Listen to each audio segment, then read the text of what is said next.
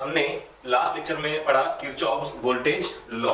और Kirchhoff's voltage law हम कैसे अप्लाई करते हैं, उसके जो साइन कन्वेंशंस है वो हमने पढ़े। तो किरचॉफ्स वोल्टेज लॉ क्या था? तो किरचॉफ्स वोल्टेज लॉ था कि किसी भी एक क्लोज लूप के across the sum of EMFs and the sum of all the potential differences across the given loop is always equal to 0। और उसमें जो साइन कन्वेंशंस है वो क्या है कि अगर तुम किसी रेजिस्टेंस को क्रॉस कर रहे हो या फिर किसी रेजिस्टेंस को ट्रेस कर रहे हो, तो अगर करंट की डायरेक्शन में जाओगे तो जो पोटेंशियल डिफरेंस होगा वो होगा नेगेटिव, और अगर उसके अपोजिट जाओगे तो वो होगा पॉजिटिव। और जब किसी बैटरी को क्रॉस करोगे तो बैटरी से क्रॉस करते समय अगर पॉजिटिव से नेगेटिव जाओ या फिर पॉजिटिव टर्मिनल से नेगेटिव जाओ तो जो ये है ईएमएफ या फिर जो वोल्टेज है वो कैसे लोगे? माइनस। और अगर बैटरी के नेगेटिव से पॉजिटिव की तरफ जाओ तो पीडी क्या लोगे? पॉजिटिव। देखो अगर मान लो क्या है उसके साइन कन्वेंशंस क्या है एक बार हम देख लेते हैं। देखो यहां ऐसे चार तरह के साइन कन्वेंशन हो सकते हैं। मान लो ये है तुम्हारा रेजिस्टेंस, ठीक है, और ये ऐसे करंट फ्लो हो रहा है, ये है आई, मतलब ये है आई और ये क्या है आर। अब देखो अगर तुम लूप ए से बी की तरफ ट्रेस कर रहे हो, कैसे?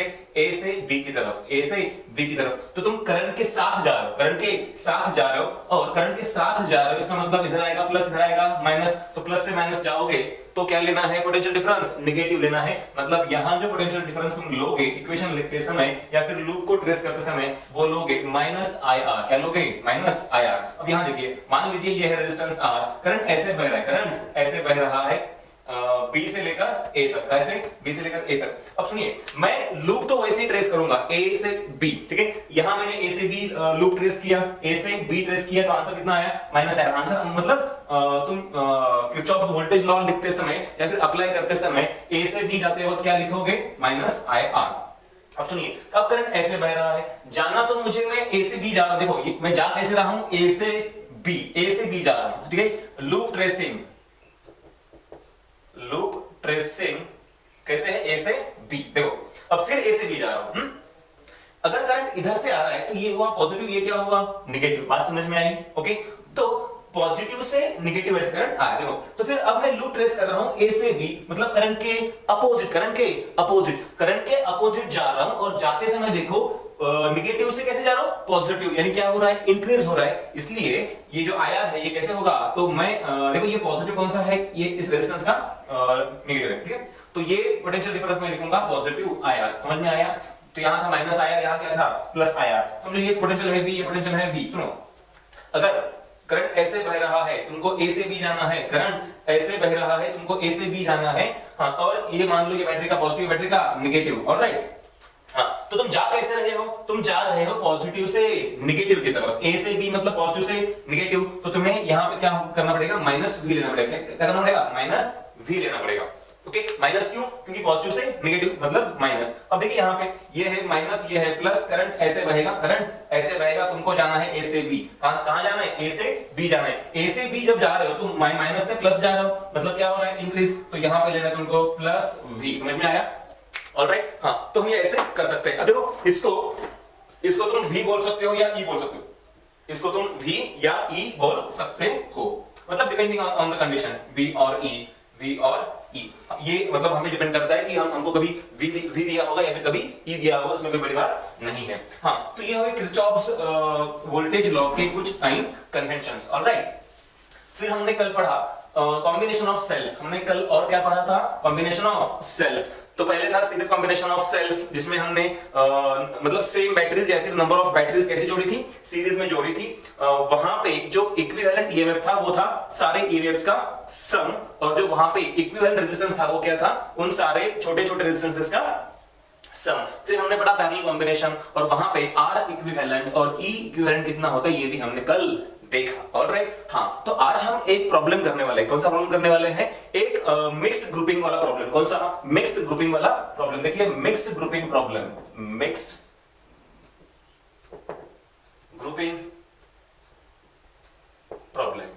यहां क्या करने वाले हैं हम? मान लो हमारे पास ऐसे बैटरीज जोड़ी हुई है, मतलब बहुत सारे सेल्स ऐसे जोड़े हैं। मान लो ये ऐसे n सेल्स जोड़े हैं। कितने जोड़े हैं ऐसे?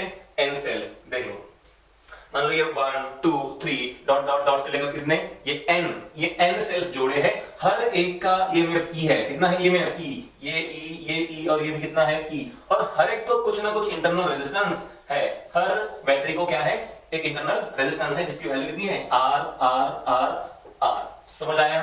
अब देखिए ऐसे कितने रोज है, ऐसे m रोज है, ये दूसरा मैं निकाल रहा हूं, देख लो ये मैं दूसरा निकाल रहा हूं, ये ऐसे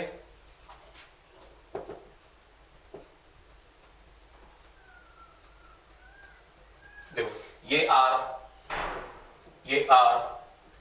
ये भी R और ये भी R, ये E ये E ये E और ये भी क्या है E। अब देखिए मैं बोलने क्या जा रहा हूं कि यहां पे एक ब्रांच में या फिर एक रो में n सेल्स है, कितने हैं n sales in one row, कितने n sales in one row, हर एक का ईएमएफ कितना है E है, हर एक का इंटरनल रेजिस्टेंस जो है, हाँ हर एक का इंटरनल रेजिस्टेंस जो है वो कितना है स्मॉल r है, हर एक का इंटरनल कितना है स्मॉल r। ऑलराइट, और ऐसे कितने रोज जुड़े हुए हैं, ऐसे m नंबर ऑफ रोज है, कितने ऐसे m नंबर ऑफ रोज है, मतलब ये 1 फिर ये 2 ऐसे करते करते करते बहुत सारे रोज ऐसे जोड़े हुए हैं। मान लो ये लास्ट वाला रो है, ये क्या है ये लास्ट वाला रो है, ठीक है ये उसका लास्ट वाला रो है,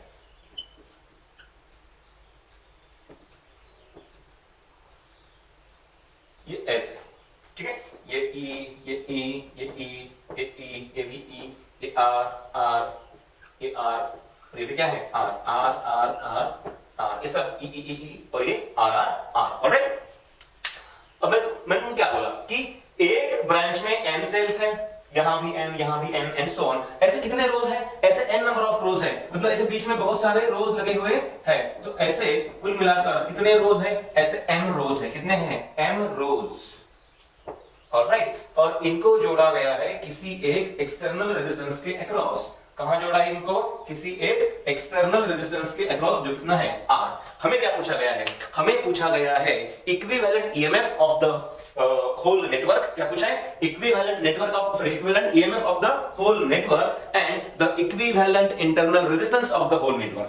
क्या क्या पूछा है, इक्विवेलेंट ईएमएफ और equivalent internal resistance of the circuit. Alright, चलो हम क्या करते हैं, इस बड़े से प्रॉब्लम को डील करते समय या फिर इसको पढ़ते समय पहले हमको ये समझना है कि इस सर्किट के किसी भी एक रो में कितना ईएमएफ है। सुनो ई सारे सपोर्ट कर रहे हैं, सारे क्या कर रहे हैं सपोर्ट, देखो सब सारी बैटरीज करंट इधर ही फ्लो करना चाहती है ना, तो मतलब सारे क्या कर रहे हैं सपोर्ट कर रहे हैं, यानी कि इस एक ब्रांच का जो नेट ईएमएफ है वो कितना हुआ NE, कितना हुआ NE, ऐसा एक ब्रांच का हुआ, बराबर है। तो यहां भी NE, नीचे बहुत सारे ऐसे रोज है जहां पे हर एक में कितना है NE। अब देखो पैरेलल में जब हमने कल देखा कि हर ब्रांच में जब E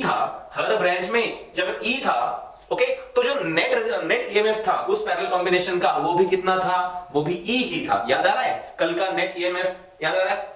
हाँ, तो उसी तरह से अगर हर ब्रांच में NE लगा हुआ है, देखो मान लो ये दो पॉइंट्स, ये वाला और ये वाला पॉइंट, इनके बीच कितना पोटेंशियल डिफरेंस है या फिर कितना ईएमएफ है E है, तो NE है, कितना है NE, तो यहां भी कितना होगा NE, यहां मतलब ये पॉइंट और ये पॉइंट इनके बीच कितना होगा NE, तो यहां भी NE और यहां भी NE, यानी कि नेट ईएमएफ कितना आया, नेट ईएमएफ आया NE। अब सुनो, अब निकालना है नेट इंटरनल रेजिस्टेंस। ऑलराइट, अब देखो ऐसे कितने R है यहाँ पे N, कितने R है N, ये ऐसे NR है NR, तो हर ब्रांच में जो इंटरनल रेजिस्टेंस है वो कितना है, वो है NR। अच्छा, ऐसे कितने ब्रांचेस है पैरेलल में, M ब्रांचेस, कितने हैं M, यानी कि M रोज है। हमें पता है कि मान लो एक रेजिस्टेंस है R, क्या है रेजिस्टेंस R, और ऐसे दो रेजिस्टेंसेस पैरेलल में जोड़े हैं, तो नेट कितना होता है R/2, अगर 3 जोड़े होंगे तो R/3, 4 होंगे तो R/4 एंड सो ऑन। उसी तरह से देखो हर ब्रांच में रेजिस्टेंस है NR, ये ऐसे कितना NR, और ऐसे कितने ब्रांचेस हैं M ब्रांचेस है, तो उनका नेट रेजिस्टेंस होगा NR/M। ऑलराइट, तो हमने दोनों के आंसर दे दिए, नेट ईएमएफ और नेट इंटरनल रेजिस्टेंस, ठीक है। अच्छा, तो ये तो हो गया कॉम्बिनेशन ऑफ सेल्स। अगला जो पॉइंट हम पढ़ने वाले हैं उसका नाम है मीटर ब्रिज। क्या नाम है उसका? मीटर ब्रिज, या फिर हम उसको बोल सकते हैं व्हीटस्टोन्स मीटर ब्रिज। क्या? व्हीटस्टोन्स मीटर ब्रिज। और उसको व्हीटस्टोन्स मीटर ब्रिज क्यों बोलते हैं, या फिर उसको सिंपली मीटर ब्रिज क्यों बोलते हैं, ये हम पढ़ेंगे। ऑलराइट, तो चलो हेडिंग डाल दो, मीटर ब्रिज या व्हीटस्टोन्स मीटर ब्रिज। सुनिए, हम जो पढ़ने वाले हैं वो क्या है अभी? व्हीटस्टोन्स मीटर ब्रिज, ठीक है, Wheatstone's metre bridge, Wheatstone's metre bridge. Alright, देखिए क्या है व्हीटस्टोन्स मीटर ब्रिज। पहले हम उसका जो स्ट्रक्चर है या फिर जो उसका नेटवर्क है वो पढ़ेंगे और फिर उसके बारे में हम धीरे धीरे उसको डिस्कस करेंगे। देखिए व्हीटस्टोन्स मीटर ब्रिज में होता क्या है। व्हीटस्टोन्स मीटर ब्रिज में ऐसे 3 कॉपर स्ट्रिप्स होते हैं। क्या होते हैं? ऐसे 3 कॉपर स्ट्रिप्स। देखिए ये पहला कॉपर स्ट्रिप, ये दूसरा कॉपर स्ट्रिप और ये रहा तुम्हारा तीसरा कॉपर स्ट्रिप, ठीक है। ये ऐसे 3 कॉपर स्ट्रिप है हमारे पास। और यहां पे ऐसे कनेक्टिंग पॉइंट्स होते हैं। क्या होते हैं? Connecting points. ऑलराइट, यहां पे एक वायर लगी हुई होती है। क्या होती है यहां पे एक ऐसे वायर लगी हुई होती है, इस तरह से। समझ आया? ये क्या है? एक वायर जिसकी लेंथ होती है 1 मीटर। कितनी होती है?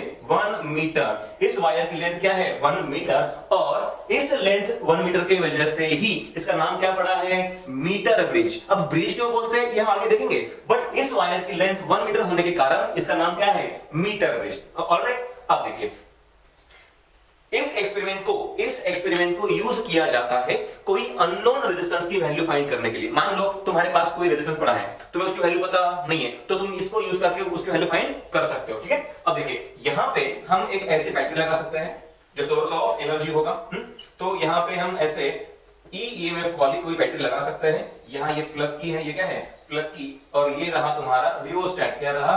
रियोस्टैट, जिसका सिंबल क्या है? RH। What is rheostat? It is a device by which we can change the resistance of the circuit। देखो एक बार हम देख लेंगे इसको क्या है। ये देखो ये बैटरी है। ये क्या है? बैटरी। इसका टोटल ईएमएफ कितना है? E है।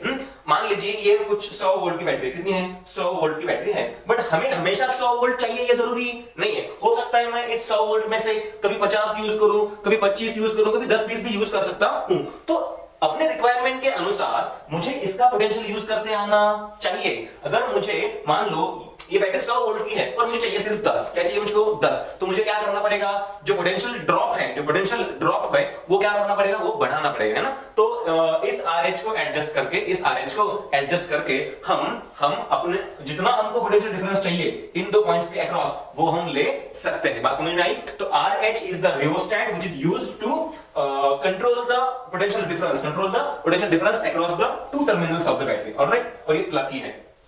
देखिए ये 1 मीटर वायर है। ये 1 मीटर कैसी वायर है? ये 1 मीटर वायर है जिसका रेजिस्टेंस है कुछ ना कुछ अच्छा खासा, बराबर है? अच्छा खासा रेजिस्टेंस है। और ये यूनिफॉर्म है। कैसी है? ये यूनिफॉर्म मतलब जिसका जो एरिया ऑफ क्रॉस सेक्शन है वो कैसा है? यूनिफॉर्म है।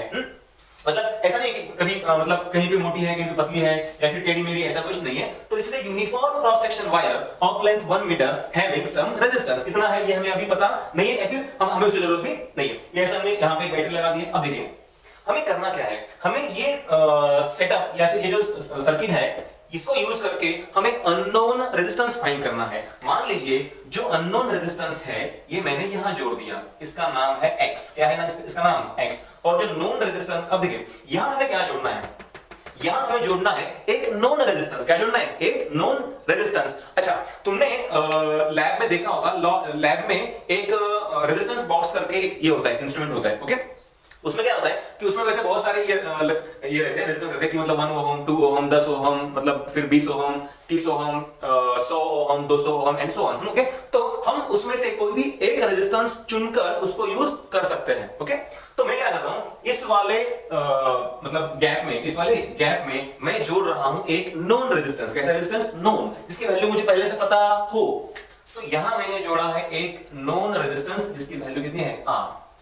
ऑलराइट, चलो देखते हैं इस सर्किट। और हाँ एक बात और, यहां पे एक कनेक्टिंग पॉइंट है, ओके। मैं एक वायर से जोड़ रहा हूं एक गैल्वेनोमीटर। क्या जोड़ रहा हूं? एक गैल्वेनोमीटर, या फिर इसको बोल सकते हैं जी। जी मतलब क्या है? गैल्वेनोमीटर, ये जी है देखो। और इस गैल्वेनोमीटर को आगे मैं जोड़ रहा हूं एक जॉकी को। अब ये जॉकी क्या होता है? अब ये जॉकी होता है एक सिंपल मतलब रॉड की तरह दिखने वाला, ये होता है रॉड की तरह दिखने वाला एक इंस्ट्रूमेंट होता है, ऐसे बोल सकते हैं छोटा डिवाइस होता है जिसको हम वायर से जोड़ सकते हैं। देखो, जिसको हम वायर से जोड़ सकते हैं। अब यहाँ पे जो एज है वो मेटालिक एज है, शार्प, और उस शार्प एज को हम इस वायर के अलोंग इधर उधर स्लाइड कर सकते हैं। मतलब सिंपली ये जो जॉकी है ना, ये जॉकी क्या है? एक कॉन्टैक्ट डिवाइस है। क्या है ये? कॉन्टैक्ट डिवाइस, जिसको हम इस वायर पे स्लाइड करके इधर उधर घुमा सकते हैं। समझ में आया? हाँ, अब फिर सवाल उठता है कि व्हाट इज गैल्वेनोमीटर? ये गैल्वेनोमीटर क्या है? तो galvanometer is a device which can identify current flowing in a conductor, या फिर किसी भी वायर में से फ्लो होने वाला करंट कितना है ये फाइंड करने के लिए, या उसको दर्शाने के लिए, या उसको आइडेंटिफाई करने के लिए यूज किया जाता है कौन? गैल्वेनोमीटर। मतलब अगर इस वायर से करंट फ्लो होगा तो ये गैल्वेनोमीटर कुछ ना कुछ तो रीडिंग दिखाएगा। अब होता कैसे है गैल्वेनोमीटर? मान लीजिए कि आपने मतलब ऐसे बहुत सारे मीटर देखे होंगे। उन सारे मीटर्स में क्या होता है? किसी सेंटर में होता है रीडिंग 0, फिर ऐसे 1, फिर ऐसे 2 एंड 3, 1 2 3 ऐसे होता है, और बीच में होते हैं छोटे छोटे डिविजन्स, जैसे हमारे स्केल पे होते हैं ना, किसी भी स्केल पे क्या होते हैं? डिविजन्स, और बीच में रहता है एक पॉइंटर। क्या रहता है? पॉइंटर। और ये पॉइंटर कभी 1 कभी 2 ये ऐसे पॉइंट कर सकता है। ऑलराइट, हाँ। अब होता क्या है सुनो, मान लीजिए ये हमारा गैल्वेनोमीटर है। क्या है हमारा? गैल्वेनोमीटर। ये उसके ऐसे पॉइंट्स मैंने जोड़े हुए हैं, ये तो ये ऐसे प्लग्स है उसके, ओके। अब अगर, और ये वायर्स है, देखो अगर यहां से करंट फ्लो होगा गैल्वेनोमीटर से, तो क्या करेगा गैल्वेनोमीटर? अपना डिफ्लेक्शन दिखाएगा। क्या? इस पॉइंटर से, ओके। तो ये पॉइंटर उधर मूव होगा। मान लीजिए करंट अगर इधर से बहा, करंट अगर इधर से बहा तो ये पॉइंट उधर जाएगा, और अगर करंट उधर से बहा तो ये पॉइंटर इधर आएगा। इधर भी 1 2 3 ऐसे रीडिंग वो दिखा सकता है। समझ आया? हाँ। तो galvanometer is simply is a device. अब असलियत में उसको कैसे बनाते हैं और उसका जो स्ट्रक्चर है वो कैसे होता है ये हम बाद में पढ़ेंगे। अभी हमें सिर्फ इतना समझना है कि गैल्वेनोमीटर क्या करेगा? अगर इस वायर से करंट फ्लो होगा तो उस करंट की रीडिंग हमको दिखाएगा, कितना करंट फ्लो हो रहा है और किस तरफ फ्लो हो रहा है ये हमको दिखाएगा। ऑलराइट, इससे ज्यादा हमें अभी जरूरी नहीं है। सी, अब हमने इस सर्किट को ड्रॉ कर लिया, एक बार देख लेते हैं हमारे पास क्या क्या है इस सर्किट में। हमारे पास 3 कॉपर स्ट्रिप है, 1 2 3, ओके, और एक वायर है 1 मीटर लॉन्ग। देखो ये 1 मीटर की वायर है, इसको 2 पॉइंट्स, ये मान लीजिए ये पॉइंट ए, ये मान लीजिए पॉइंट बी, ये मान लीजिए पॉइंट सी, और ये मान लीजिए पॉइंट कौन सा है? D, okay. हाँ, इस डी को मैं बाद में लिखता हूं, उसकी कोई जरूरत नहीं है। चलो देखो, तो ये ऐसे 3 स्ट्रिप है 1 2 3, एक वायर को ऐसे जोड़ के रखा है बिटवीन ए एंड सी। इस वायर की लेंथ है 1 मीटर। एक बैटरी जोड़ रखा है ईएमएफ ई वाला, ये प्लग की, ये रियोस्टेट जोड़ा है वोल्टेज को कंट्रोल करने के लिए। ये है अननोन रेजिस्टेंस एक्स, ये है नोन रेजिस्टेंस आर। ऑलराइट, ये गैल्वेनोमीटर पता है, अभी मैंने बताया क्या होता है कि ये करंट मेजरिंग डिवाइस है, और यहाँ पे लगा हुआ है कौन? एक जॉकी है। जॉकी क्या करता है? जॉकी एक कॉन्टैक्ट डिवाइस है जो इस वायर के अक्रॉस स्लाइड किया जा सकता है। अब इंपॉर्टेंट बात ये है कि ये जो सेक्शन है मिडल वाला, ये वाला जो सेक्शन है मिडल वाला, इसमें से करंट कभी ऊपर भी बह सकता है और कभी ऊपर से नीचे भी आ सकता है, या फिर कभी यहां से कोई करंट हो भी नहीं सकता, ओके। मतलब सब कुछ पॉसिबल है। अब जरा इस सर्किट का सिंपलीफाइड नेटवर्क मैं निकाल के तुमको दिखाता हूं। सुन लो कि मान लो ये पॉइंट है ए, ये पॉइंट है सी, ओके। ये पॉइंट ए, ये पॉइंट सी, देखो, और ये ऊपर वाला जो पॉइंट है वो कौन है? ये पॉइंट है बी, ओके। देखो ए और बी के बीच में, ए और बी के बीच में कौन कौन है? ये कॉपर स्ट्रिप है और ये अननोन रेजिस्टेंस है। इसका जो रेजिस्टेंस है वो बिल्कुल नेग्लिजिबल होता है, तो इसको ज्यादा सोचो मत, इसकी कोई जरूरत हमें नहीं है। हाँ, वैसे है ये फिजिकली प्रेजेंट, बट इसका जो रेजिस्टेंस वो कैसा है? नेग्लिजिबल है। हाँ, तो ये कॉपर स्ट्रिप है, बाद में कौन है? एक अननोन रेजिस्टेंस। तो ए और बी के बीच में लगा है एक अननोन रेजिस्टेंस। फिर देखो बी और सी के बीच में कौन है? नॉन रेजिस्टेंस आर और एक कॉपर स्ट्रिप। इसका तो कोई रेजिस्टेंस वैसे भी क्या है? नेग्लिजिबल है। तो बी और सी के बीच में लगा है एक नॉन रेजिस्टेंस आर। ऑलराइट, अब देखो ये वाला पॉइंट ए और ये पॉइंट क्या है? डी। तो ए और डी के बीच में ये वायर है। अब ये वायर रेजिस्टेंस की वायर है ना, मतलब इसे कुछ ना कुछ तो रेजिस्टेंस होगा, बराबर है। चलो मान लेते हैं ये जो भी कुछ वायर है ये कितनी है? ये है 1 मीटर लेंथ की। कितनी है? 1 मीटर लेंथ की, या फिर हम बोल सकते हैं ये 100 सेंटीमीटर लेंथ की वायर है, ठीक है। और 100 सेंटीमीटर लेंथ की वायर है और मैं बोल रहा हूं कि इस वायर का रेजिस्टेंस है 1 मतलब सिग्मा एक्चुअली, हाँ इस वायर का रेजिस्टेंस है सिग्मा ओहम। कितना ओहम? सिग्मा ओहम पर सेंटीमीटर। अब ये क्या होता है भाई सिग्मा ओहम पर सेंटीमीटर? मतलब इस वायर के हर सेंटीमीटर के टुकड़े का, हर 1 सेंटीमीटर टुकड़े का जो रेजिस्टेंस है वो कितना है? Sigma ohm. मतलब कि 1 सेंटीमीटर का अगर मैं टुकड़ा ले लूं तो उसका रेजिस्टेंस कितना है? सिग्मा ओम। ऑलराइट, समझ में आया? ओके। तो मुझे बताओ, ओके, ये जो ब्रांच है ये ए से डी, यहां कुछ ना कुछ रेजिस्टेंस होगा, है ना? तो यहां भी कुछ ना कुछ रेजिस्टेंस होगा, तो ये हो गया ए से डी और फिर सी से डी। कहां से? मतलब सी से डी। देखो ये है सी से डी, सी से डी या फिर हां सी से डी, ये रहा। ऑलराइट, और बीच में है गैल्वेनोमीटर इस तरह से। ऑलराइट, ऐसे जोड़ रखा है गैल्वेनोमीटर। और ये इन 2 पॉइंट्स के अक्रॉस कौन जोड़ा है? हमने एक बैटरी को जोड़ा है, बराबर है। अब देखिए ये क्या बना, ये जो भी बना ये क्या है? ये है हमारा व्हीटस्टोन्स नेटवर्क। ये क्या है? व्हीटस्टोन्स नेटवर्क। देखो R1 R2 R3 R4, ये मिडल वाला ब्रांच, यहां से करंट कभी पास हो सकता है, कभी नहीं भी पास हो सकता। जब यहां से करंट कोई पास नहीं होता तो उसे कहेंगे बैलेंस्ड व्हीटस्टोन ब्रिज, और जब पास मतलब जब नहीं होगा तो बैलेंस्ड, जब होगा पास तो उसे कहेंगे अनबैलेंस्ड व्हीटस्टोन ब्रिज। यानी कि ये मीटर ब्रिज जो भी है, it is nothing but a modification of Wheatstone's bridge. Wheatstone's bridge का ही ये मॉडिफिकेशन है। यहां एक वायर यूज किया है 1 मीटर का, इसीलिए इसे क्या कहा जाता है? Wheatstone's metre bridge. सब कुछ समझ में आया? अच्छा, तो अब हमें इसको यूज करना है, अब हमें इसको यूज करना है एक अननोन रेजिस्टेंस फाइंड करने के लिए। किसके लिए? अननोन रेजिस्टेंस फाइंड करने के लिए। ये पॉइंट है हमारा ए। अब सोचिए कि मैंने अभी कहा था कि ये अननोन रेजिस्टेंस है, ये नोन रेजिस्टेंस है, और इस वायर का जो रेजिस्टेंस पर यूनिट लेंथ है वो कितना है? सिग्मा। मतलब sigma is the resistance per unit length, resistance per unit length of the meter bridge wire.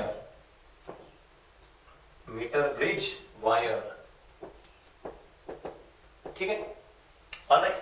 अब देखिए हमने प्रॉपर वैल्यू ले ली RH की और इस प्लग की को हमने ऑन कर दिया। अब सुनिए, जब यहां से कोई करंट फ्लो होगा I, कुछ करंट I यहां से फ्लो होगा, कुछ करंट ऐसे ऊपर जाएगा, कुछ करंट ऐसे यहां से पास होगा। फिर हमने क्या किया, ये जो गैल्वेनोमीटर है इसकी रीडिंग को देखा। अब अगर मान लो कि हो सकता है करंट B से D बहे या फिर D से करंट B बहे, दोनों तरफ से करंट फ्लो हो सकता है। अब मैंने क्या किया, इस जॉकी को इस वायर के अलोंग स्लाइड किया। क्या किया? स्लाइड किया। और इसको तब तक मैंने स्लाइड किया जब तक इस गैल्वेनोमीटर में जो रीडिंग है या फिर जो डिफ्लेक्शन है वो 0 नहीं हो जाता। क्या नहीं हो जाता? 0 नहीं हो जाता। और जब इसकी रीडिंग या फिर इसका डिफ्लेक्शन बताएगा 0, इसका मतलब है यहां से कोई करंट पास नहीं हो रहा। और अगर यहां से कोई करंट पास नहीं होगा, इसका मतलब है पॉइंट बी और डी कैसा है? इक्विपोटेंशियल। हमने देखा है मीटर ब्रिज में जब बीच वाला ब्रांच वहां से कोई करंट फ्लो नहीं होता तो वो 2 पॉइंट्स कैसे होते हैं? इक्विपोटेंशियल। ऐसे ही यहां पे होगा। हमने इस जॉकी को ऐसे स्लाइड किया इस वायर के अलोंग और हम वहां जाके रुके जहां पे इसने क्या दिखाया? नल डिफ्लेक्शन, यानी कि क्या? 0 डिफ्लेक्शन। ओके, और जब ऐसा हुआ तो उस पॉइंट को हमने नाम दिया डी, मान लीजिए। ओके, अब सुनो, इस वायर की जो लेंथ है वो है LX। कितनी है इसकी लेंथ? LX। और इस वायर की लेंथ है L, मान लीजिए R, ऑलराइट। तो यहां से यहां तक की लेंथ कितनी है? LX। यहां से यहां तक की लेंथ है LX और यहां से यहां तक की लेंथ कितनी है? LR। ओके, अब सुनिए, अगर यहां से यहां तक लेंथ LX है तो what is the resistance between these 2 points? Sigma LX। फिर यहां पे क्या होगा? Sigma LR। मतलब हमें इसकी वैल्यू और इसकी वैल्यू पता है। अब देखिए सिंपलीफाइड नेटवर्क मैं कैसे निकालता हूं। ये है तुम्हारा X, ठीक है, ये रहा तुम्हारा R, यहां जो ब्रांच है उसका रेजिस्टेंस है सिग्मा LX ऐसे, और यहां जो ब्रांच है इसका रेजिस्टेंस है सिग्मा LR। कितना है? Sigma LR। बीच में कौन है? गैल्वेनोमीटर है जहां से कोई करंट पास नहीं हो रहा। ओके, ये ऐसे बैटरी, वैसे इसकी कोई जरूरत नहीं है अभी, फिर भी मैं आपको यहां पे दिखा रहा हूं। देखो, तो अननोन, ये नॉन रेजिस्टेंस, ये सिग्मा LX और ये सिग्मा LR। मुझे सिग्मा पता है, सिग्मा मुझे पहले से पता है। क्या मैं LX काउंट कर सकता हूं? यस। ये जो मीटर ब्रिज है ये एक अच्छे खासे वुडन फ्रेम पे ऐसे फिक्स किया हुआ होता है और वहां पे एक स्केल होती है हम जिससे ये LX और LR फाइंड कर सकते हैं। इसका मतलब है मैं LX और LR दोनों फाइंड कर सकता हूं। अब देखिए अगर यहां से कोई करंट फ्लो नहीं हो रहा है इसका मतलब ये है कि ये जो पॉइंट है ये P, कौन सा? ये B पॉइंट और ये D पॉइंट क्या हो गए? इक्विपोटेंशियल। ये A और ये क्या है? C। इसका मतलब है मैं लिख सकता हूं R1/R2 R3/R4, बराबर है? हाँ, तो इसको निकाल देते हैं। देखो मैंने इसको निकाल दिया।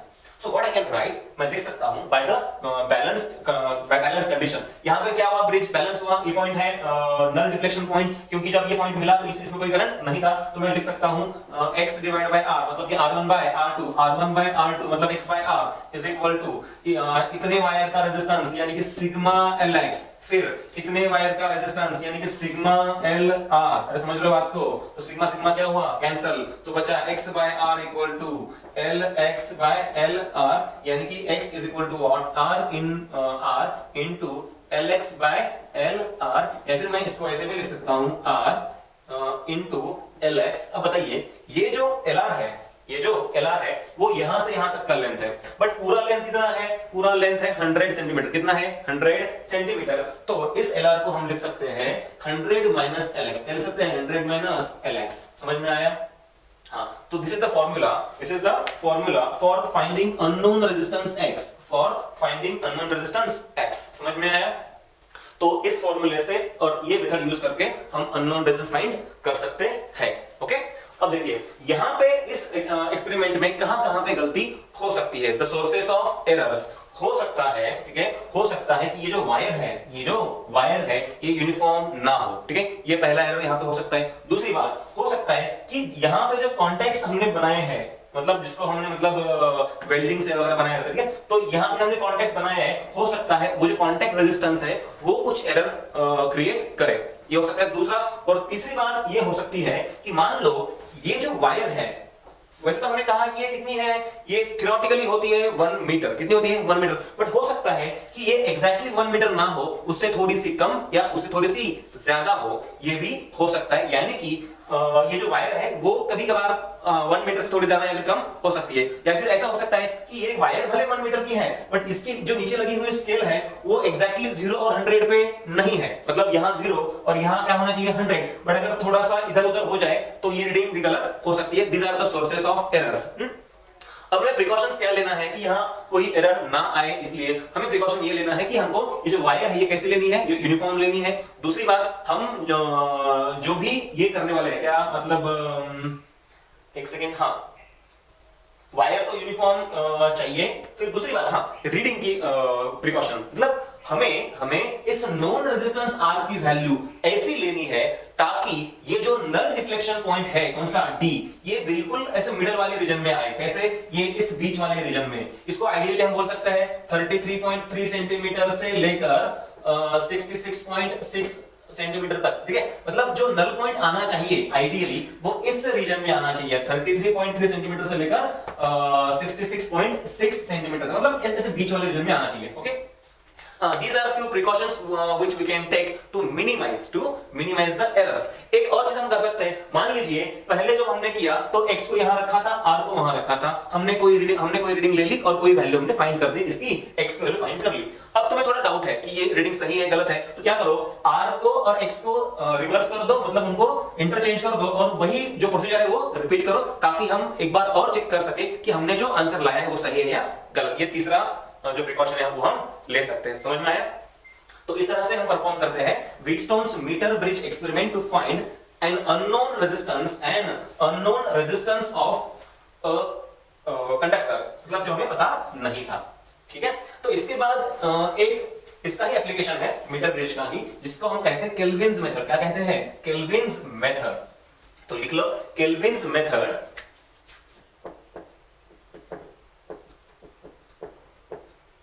Kelvin's method to find the resistance, unknown resistance of a galvanometer। okay, हाँ, ये कौन सी मेथड है? ये है Kelvin's method to find the unknown resistance of a galvanometer and this method is based on Wheatstone's metre bridge. सुनो कि हमने व्हीटस्टोन्स metre bridge को किस लिए यूज किया था? किसी अननोन रेजिस्टेंस की वैल्यू को फाइंड करने के लिए। हाँ, और हमने तब उसमें एक ये यूज किया था, क्या? गैल्वेनोमीटर यूज किया था। किस चीज के लिए? उस ब्रांच में कोई करंट फ्लो हो रहा है कि नहीं हो रहा है ये आइडेंटिफाई करने के लिए। ओके, फिर हो सकता है कि हमें वो जो जी था, जी मतलब क्या है? गैल्वेनोमीटर, उसका ही रेजिस्टेंस फाइंड करने को बोला जाए। हो सकता है हमको उसका ही रेजिस्टेंस कितना है ये पूछा जा सकता है। ठीक है, so what do we have to find? We have to find the resistance of the galvanometer itself. ठीक है, जिसको हम यूज कर रहे थे उसका ही हमें क्या फाइंड करना है? रेजिस्टेंस फाइंड करना है। ऑलराइट, सुनो अब मैं वही जो करने वाला हूं जो हमने पहले किया था। देखिए ये है हमारी जो स्ट्रिप है ना, मतलब वैसे सर्किट कुछ अलग नहीं है, बाकी सब चीजें कैसी होंगी? सेम ही होंगी। देखिए ये है तुम्हारा पहला स्ट्रिप, ये दूसरा स्ट्रिप, ये ऐसे हमारा तीसरा स्ट्रिप। ओके, यहाँ पे लगी है 1 मीटर की वायर, यहाँ पे क्या लगी है? 1 मीटर की वायर। ये ऐसे हमने बैटरी जोड़ दी, ये ऐसे हमने बैटरी जोड़ दी। ये प्लग की, ये है RH, ये क्या है? RH मतलब रियोस्टेट, ये प्लग की है K, ये बैटरी का EMF है E, और ये वायर है, ये वायर कितनी है? 1 मीटर की वायर है। कितनी है? 1 मीटर की। अब देखिए ये ऐसे कांटेक्ट पॉइंट्स हैं जहां पे हम रेजिस्टेंस जोड़ सकते हैं। अब देखिए तुम्हें जिस गैल्वेनोमीटर का रेजिस्टेंस फाइंड करना है उस गैल्वेनोमीटर को यहां पे जोड़ दो। ये देखो गैल्वेनोमीटर G जोड़ दिया। हमें इसको ही फाइंड करना था ना, इसका जो रेजिस्टेंस है वो हमको फाइंड करना है, यहां जोड़ दिया। और इस गैप में जोड़ दो एक नोन रेजिस्टेंस। क्या जोड़ना है? एक नोन रेजिस्टेंस। ऑलराइट, अब सोचो लास्ट एक्सपेरिमेंट में हमने यहां क्या जोड़ा था? हमने यहां जोड़ा था एक गैल्वेनोमीटर।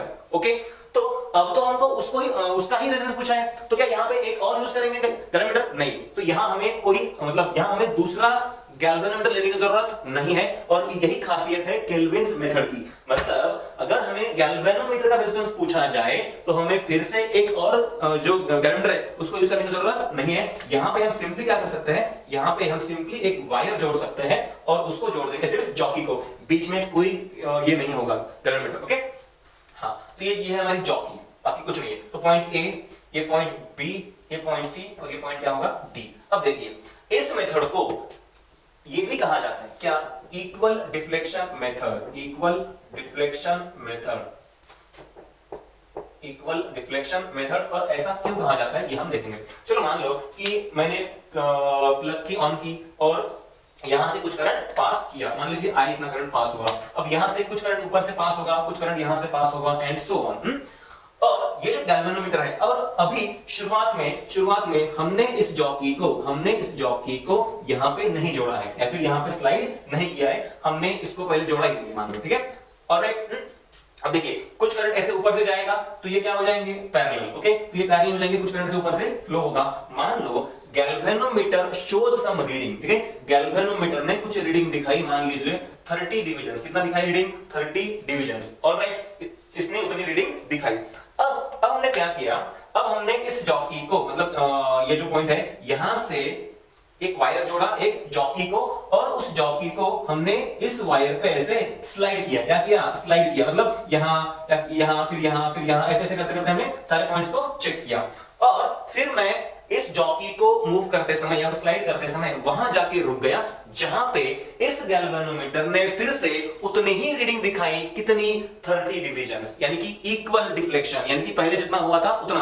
पहले मतलब कब? जब इसको जोड़ा नहीं गया था तब कितना था? इतना। और जोड़ने के बाद भी कितना ही चाहिए हमको? उतना ही चाहिए। ओके, तो मान लो इस डी पॉइंट पे गैल्वेनोमीटर ने फिर से उतना ही रीडिंग दिखाया। कितना? 30 डिविजन्स। अच्छा, इसका क्या मतलब है? जब ये वायर या फिर जब ये जॉकी यहाँ पे जोड़ी हुई नहीं थी तो यहाँ से कुछ करंट पास हुआ होगा, बराबर है? वो मान लीजिए कितना था? I1 था। वो कितना था? I1। ओके, और तब रीडिंग कितनी आई? 30 डिविजन्स। अब जॉकी को यहाँ जोड़ने के बाद भी अगर उतनी ही रीडिंग मिल रही है, इसका मतलब उतना ही करंट पास हो रहा है। ओके, अच्छा, अगर ऊपर से उतना ही करंट पास हो रहा है तो यहाँ से उतना ही करंट पास हुआ जितना पहले हो रहा था। हाँ, इसका मतलब है इस बार अब B और D से, मतलब B और D के बीच में कोई करंट नहीं फ्लो होगा। इसका मतलब है B और D कैसे होंगे? इक्विपोटेंशियल होंगे। और B और D इक्विपोटेंशियल होंगे, इसका मतलब यहाँ से कोई करंट पास नहीं होगा। अब देखिए पहले वाली जो मेथड थी कौन सी? मतलब व्हीटस्टोन्स मीटर ब्रिज से अननोन रेजिस्टेंस को फाइंड करने की मेथड थी नल डिफ्लेक्शन मेथड। कौन सी थी? Null deflection method.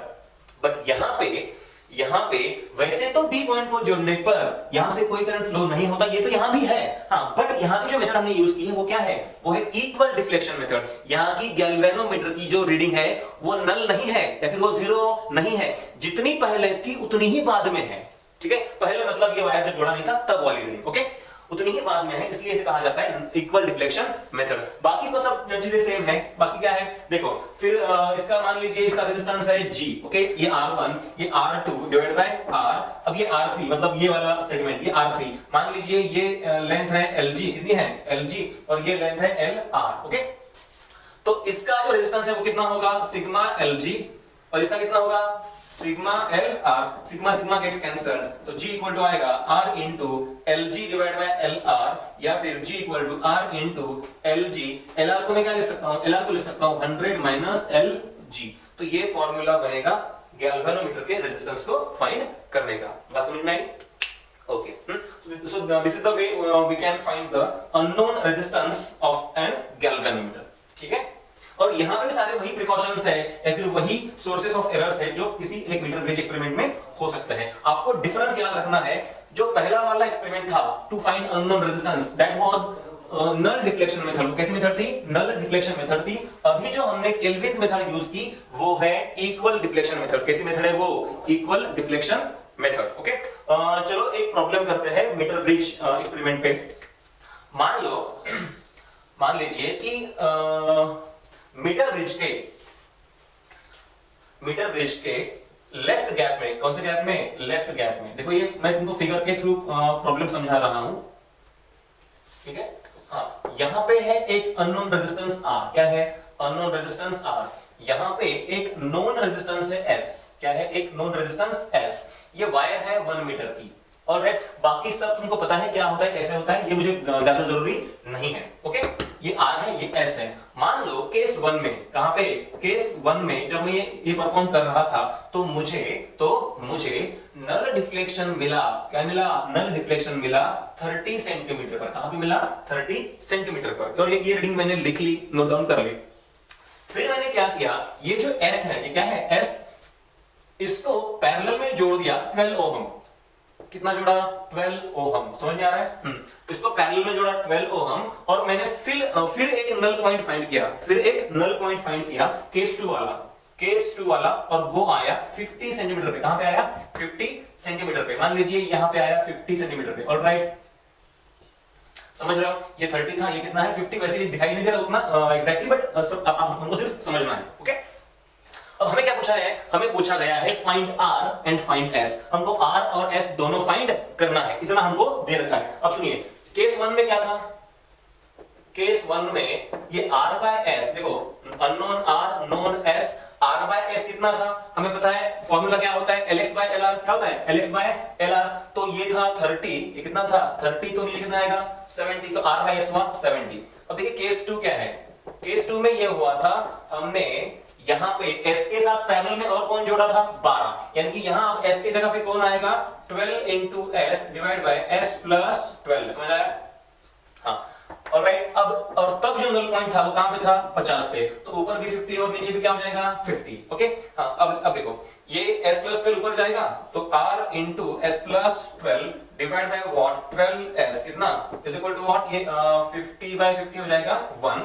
इधर देखो, तो ये RS प्लस 12R, कितना? 12R, RS plus 12R divide by 12S, कितना? 12S, ये S थोड़ा अलग से लिखता हूं, इज इक्वल टू व्हाट? 1। मुझे दोनों फाइंड करना है, R और S दोनों फाइंड करना है। अच्छा चलो, इस 12S से इसको मैं डिवाइड करता हूं, तो क्या हो जाएगा? तो ये RS divide by 12S, okay, plus ये हाँ, ये क्या है?